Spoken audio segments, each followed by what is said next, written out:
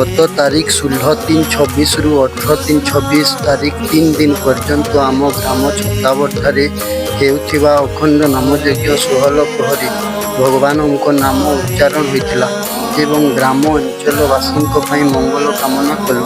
ଏଥିରେ ଆମର 56 ଭୋଗ ପ୍ରସାଦ ଭଗବାନଙ୍କୁ ଅର୍ପଣ କରାଯାଇଥିଲା ଏବଂ ଏକ ନିଆରା ଦୃଶ୍ୟ ଦେଖିବାକୁ ପାଇଥିଲେ ସମସ୍ତେ ଏବଂ ସେଦିନ ପ୍ରବଳ ବର୍ଷା ମଧ୍ୟ ହୋଇଥିଲା।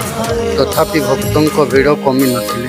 ଏ ଦୃଶ୍ୟ ମଧ୍ୟ ଦେଖିବା ପାଇଁ ଥିଲା ଏବଂ ନଗର ମଧ୍ୟ ବହୁତ ଭଲ ଭାବରେ ଚାଲିଥିଲା।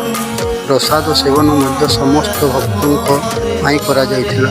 ସମସ୍ତ ଭକ୍ତ ଏବଂ ଶ୍ରଦ୍ଧାଳୁ ଏହି ନାମ ଯଜ୍ଞରେ ସୁସ୍ୱାଗତ ଥିଲେ ଏବଂ ଆସିଥିଲେ।